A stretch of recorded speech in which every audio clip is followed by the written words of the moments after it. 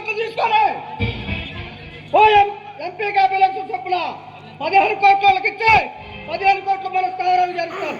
తప్పదే ఈ భగవంతుడు మహాపైకరే ఇప్పటికే ఈ జనానికి తెలుసు.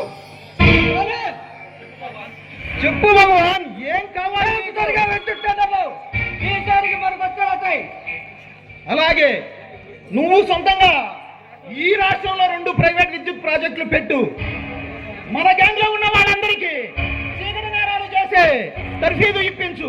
కరెంటు మనదే కాబట్టి ఈ రాష్ట్రం మొత్తం కరెంటు ఒక్కసారి తీసి ఈ రాష్ట్రాన్ని కొల్లగొడదాం.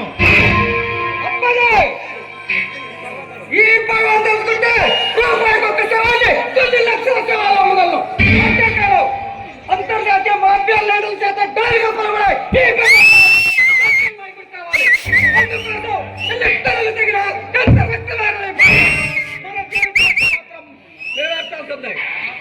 తదాస్తు భగవాన్. సంవత్సరానికి ఒక పార్టీ మారుతుంది, కోటకొక మినిస్టర్ ఏదో కుంభకోణంలో చిక్కుకుంటున్నాడు. ఈ ప్రజాస్వామ్య పాలన వద్దు, మనమే నియంత్రణ పాలించాలి. ఈ దేశాన్ని మొత్తాన్ని మన ఆధీనంలోకి తీసుకొని మనమే రాజుల్లా ప్రకటించుకోవాలి. అందుకోసం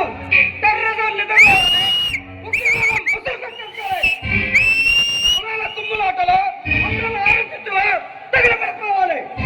అందుకు మనిషి దోచుకోవాలి.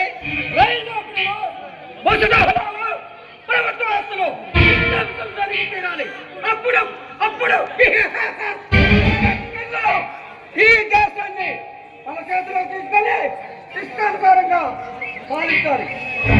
భగవాన్, మనకున్న విదేశీ గూఢచారులు, మన దేశ భద్రతా దళాల స్థావరాలు, ఆయుధ కర్మాగారం నమూనా మ్యాపులు అడిగారు. వాటిని ఎలాగైనా వాళ్ళకి ఇస్తే మనకి కొన్ని కోట్ల రూపాయలు దక్కుతాయి.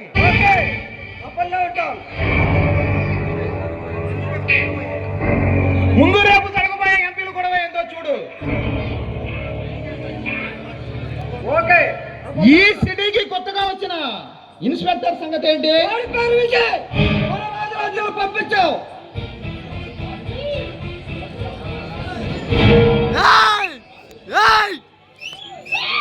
వాడి పేరు విజయ్.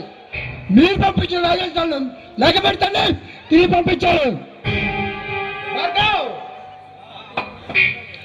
అవునండి, వాడి పెద్ద మొండినా కడుకో.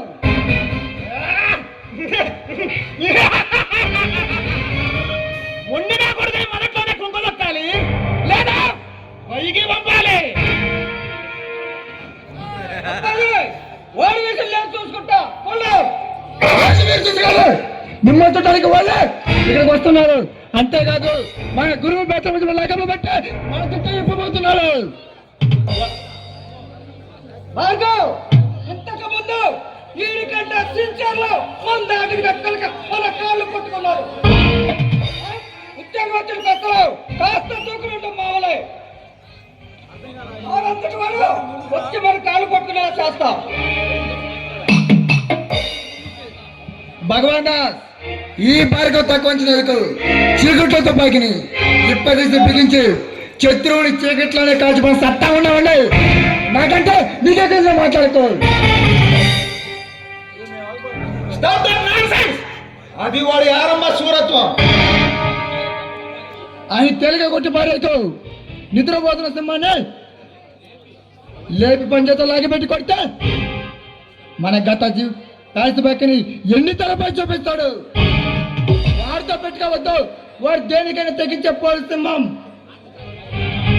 అయితే రాజమండ్రి సెంట్రల్ జైల్లో ఉన్న కిల్లర్ సత్యాన్ని బెయిల్పై విడుదలయ్యేలా చూడండి. ఆ సత్యాయ వీడికి మొగుడు, ఇన్స్పెక్టర్ మొండి అయితే వీడు జగముండి. ఇద్దరు కొట్టుకొని ఒకరిని చంపితే మిగిలిన వాడిని మనం చంపుదాం.